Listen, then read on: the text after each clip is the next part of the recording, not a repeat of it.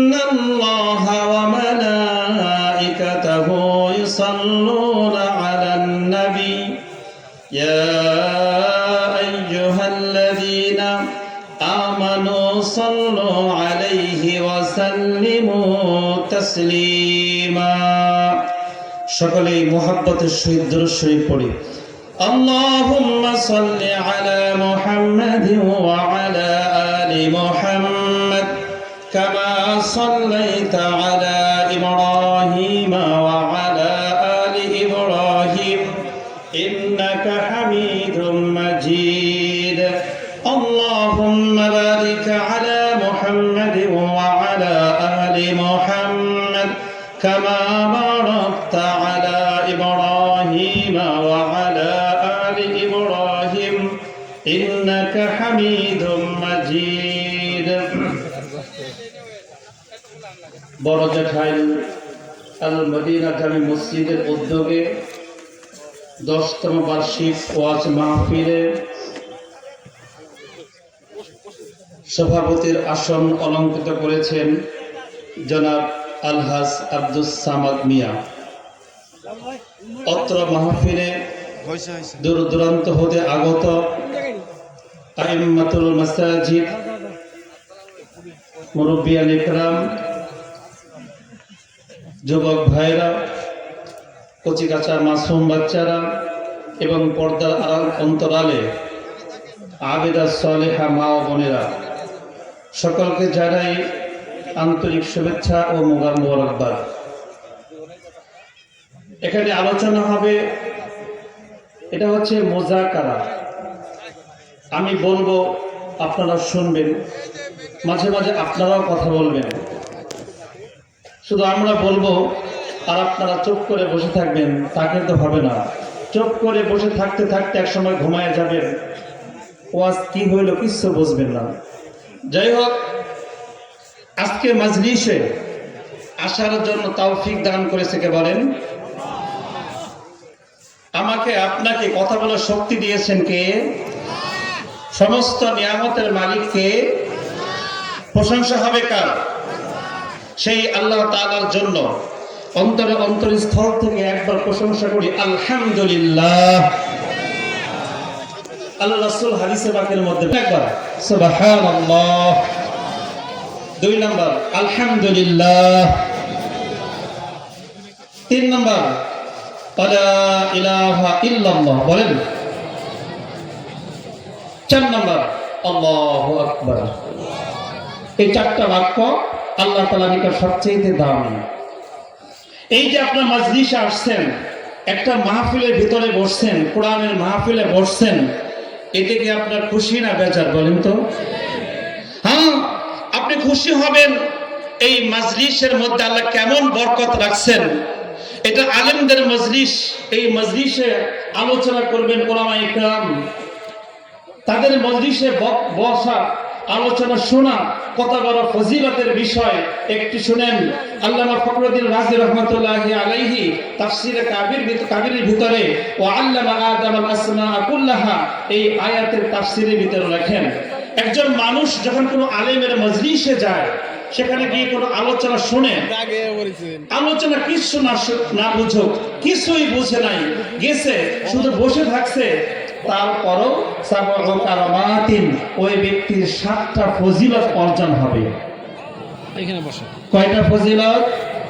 7টা। এই মজলিসে আসলে বসলে 7টা ফজিলত। যারা চার দোকানে বসে থাকবে, স্ট্যান্ডে বসে থাকবে, ওই পার্শ্ববর্তী কোনো মজলিসে বসে থাকবে, সে এই 7টা ফজিলত থেকে বঞ্চিত হবে। নাউজুবিল্লাহ বলেন। তাহলে 1 নম্বর ফজিলত, আল্লামা ফখরুদ্দীন রাজি রহমাতুল্লাহি আলাইহি বলেন, আলেমের মজলিসে যাওয়ার 1 নম্বর ফজিলত হচ্ছে, একজন মানুষ যখন আলেমের মজলিসে যাওয়ার জন্য বাড়ির থেকে বের হয়, তখন থেকেই ওই ব্যক্তির উপরে আল্লাহর রহমত বর্ষণ শুরু হয়ে যায়। যখন থেকে আপনি বাসা থেকে বের হয়েছেন, আপনার উপর আল্লাহর রহমত বর্ষণ শুরু হয়ে গেছে। 1 নম্বর।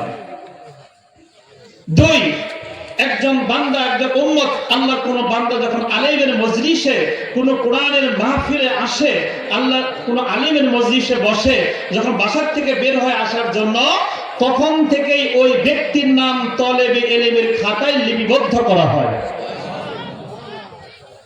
তলেবে ইলম, তলেবে ইলমের ফজিলত জানেন? নবীজি বলেন, মান সালাকা তরিকান ইয়ালতামিসু ফিহি ইলমান সাহালাল্লাহু লাহু তরিকান ইলাল জান্নাহ। নবীজি বলেন, যে আমার যে বান্দা ইলম শেখার জন্য ঘর থেকে বের হয়, সে তলেবে ইলম হয়ে যায়, ওই বান্দার জন্য আমি আল্লাহ জান্নাতের রাস্তা সহজ করে দেই। সেই তলেবে ইলমের নাম লিস্টে আপনার নাম উঠে গেছে। সুবহানাল্লাহ বলেন। 2 3 নাম্বার, একজন বান্দা যখন কোন আলেমের মজলিসে আসার জন্য আসে, বসে, মজলিসে বসার সঙ্গে সঙ্গে ওই ব্যক্তির আমলনামায় সওয়াব জমা হইতেই থাকে, হইতেই থাকে। 3 নাম্বার, যতক্ষণ বসে থাকবেন আপনার আমলনামায় সওয়াব জমা হবে। কি জমা হবে ভাই? সওয়াব জমা হবে। 4, যতক্ষণ ওই বান্দা কোন আলেমের মজলিসে বসে থাকবে, ততক্ষণ ওই বান্দার কোনো গুনাহ লেখা হবে না। সুবহানাল্লাহ। বাড়িতে যা বলেন, একটা সময় আপনার গুনাহমুক্ত যাইতেছে, এর থেকে বড় নিয়ামত কি হতে পারে? হতে পারে গুনাহমুক্ত এই সময়ের কারণে হাসরের ময়দানে আল্লাহ আপনাকে মাফ করে দেবে। 4 নাম্বার চলে গেল। 5 নাম্বার, কোন মাহফিলের বাহিরে নয়, মাইকের আওয়াজ দূরে যায় সেখানে নয়, কোন মানুষ যখন মজলিসের ভিতরে বসবে, এই মজলিসে আল্লাহর আরশ থেকে যতগুলো রহমত নাজিল হবে, এই প্রত্যেকটা বান্দা সে রহমতের একটা অংশ তার উপরে পড়বে। 5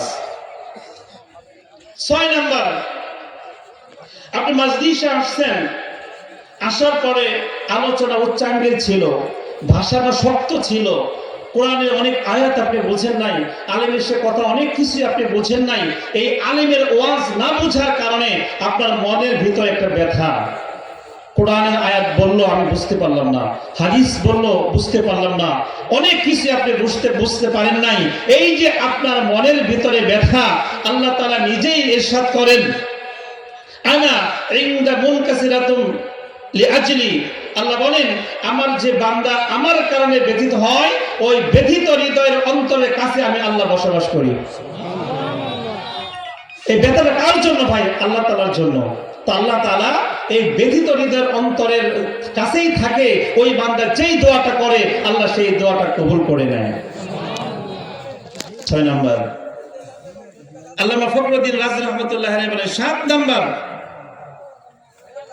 কোন ব্যক্তি যখন প্যান্ডেলের ভিতরে আলেমের মজলিসে বসে, যতক্ষণ পর্যন্ত হক্কানে আলেমের চেহারার দিকে তাকায় থাকবে, ততক্ষণ পর্যন্ত ওই তার আমলনামায় সওয়াব জমা হতে থাকবে। তো কেমন সওয়াব? ইবাদতের সওয়াব।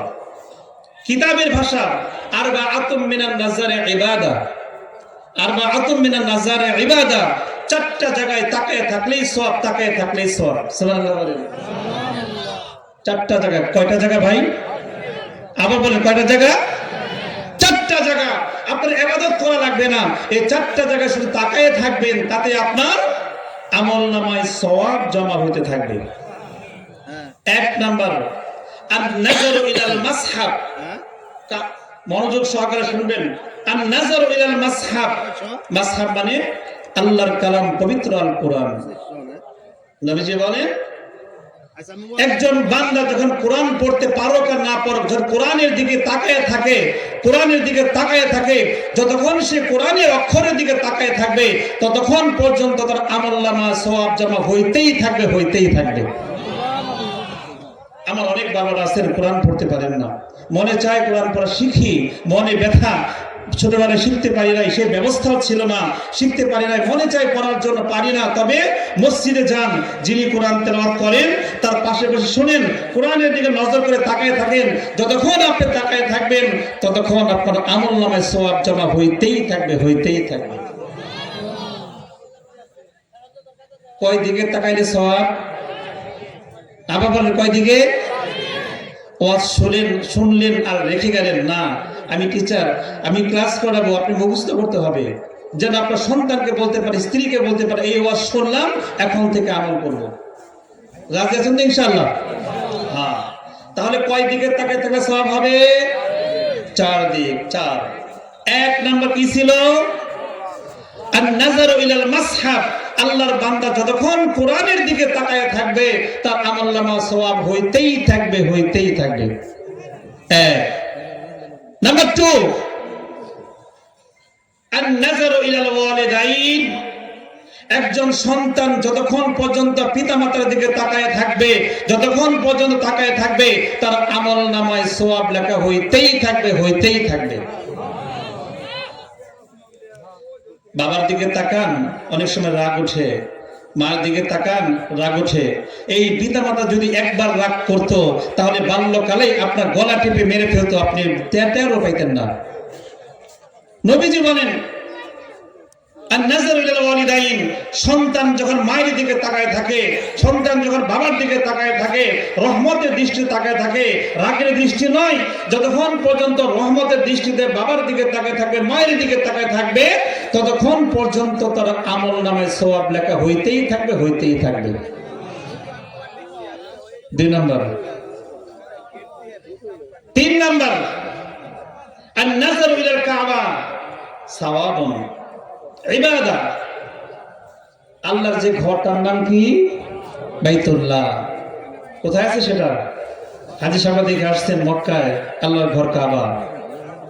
এই কাবার দিকে আপনি তওয়াফও করেন নাই, নামাজও পড়েন না, শুধু অপলক দৃষ্টিতে কাবার ঘরের দিকে তাকায় আছেন, এটা আল্লাহ তাআলার ঘর। কার ঘর?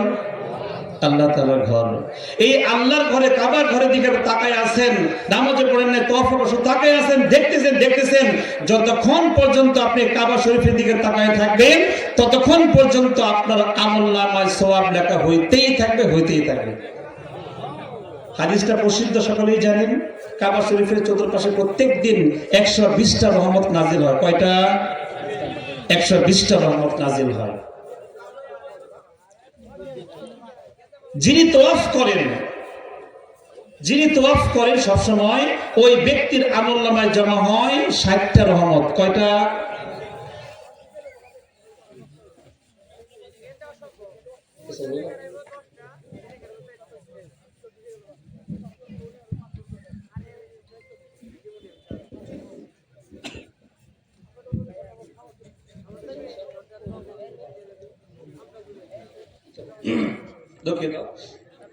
যাই হোক, তো এই যে কাবা ঘর, কাবা ঘরের চতুর্পাশে মানুষ যখন তাওয়াফ করে, এই যিনি তাওয়াফ করে তার আমলনামায় জমা হয় 60টা রহমত। এরপরে যিনি তাওয়াফ করে শেষ করছেন বা তাওয়াফ করেন নাই, নামাজ আদায় করতেছেন কাবা শরীফের চতুর্পাশে, যিনি নামাজরত অবস্থায় আছেন, ওই ব্যক্তি পায় 40টা রহমত। 60টা 40টা কয়টা হলো? 100। বাকি আছে কয়টা? 20টা। কয়টা? 20টা। যিনি তওয়াফও করেন না, নামাজও পড়েন না, শুধু তাকায় তাকে আল্লাহর ঘর দেখেন, আল্লাহর ঘর তাকায় দেখেন, ওই ব্যক্তির আমলনামায়, ওই ব্যক্তির উপরে আল্লাহর পক্ষ থেকে 20টা রহমত নাজিল হয়। তাহলে 3 নাম্বার ছিল আন-নাযারু ইলাল কাবা ইবাদা। বান্দা যখন কাবার ঘরে তাকায় থাকে ততক্ষণ তার আমলনামায় সওয়াব লেখা হয়। 4 নাম্বার, আপনি যখন আলেমের মজলিসে যান, হক্কানি উলামায়ে কেরামের দিকে যখন আপনি তাকায় থাকেন রহমতের দৃষ্টিতে, যতক্ষণ আপনি তাকায় থাকবেন ততক্ষণ আপনার আমলনামায় সওয়াব লেখা হবে। এখন বলেন, এই মাইকটা দেওয়া হয়েছে স্ট্যান্ডে, মেন স্ট্যান্ডে মনে হয়, আরো দূর দূরান্তে দেওয়া হয়েছে। অনেক আল্লাহর বান্দারা আছেন যে আওয়াজ তো এখান থেকে শোনা যায়, এখান থেকে ওয়াজ শুনি। যারা এখানে আওয়াজ শুনতেছি তারা তো শুনতেছি, বাহিরে যারা আছি, স্ট্যান্ডে যারা বসে আছে, আওয়াজ আসে, সেই আশায় তারা কি এই 7টা সওয়াব পাবে? তাদের এই আলেম দিকে তাকে গুনাহ মাফ, এই রহমত তারা পাবে? এই জন্য ভাই দোস্ত বুজুর্গ, যে যেখানে আছেন, আমার বলার উদ্দেশ্য হচ্ছে, আপনি যেহেতু কষ্ট করতেই আছেন, প্যান্ডেলে চলে আসেন, ওয়াজ শুনেন। আপনার আমলের জন্য, আগামী সময়ে আপনার নাজাতের জন্য এটা মাধ্যম জরিয়া হতে পারে। সবাইকে বলি আলহামদুলিল্লাহ। যাই হোক, আমি বক্তব্য শুরুতেই এটি কোরআনে একটি আয়াত তেলাওয়াত করছি। আয়াতটা হচ্ছে কোরআনুল কারীমের সূরা কয়টা? 114টা। কোরআন শরীফের সূরা হচ্ছে 114টা। তার মধ্যে 16 নম্বর সূরা হচ্ছে সূরাতুন নাহল। 16 নম্বর সূরার নাম কি বলেন? নাহল।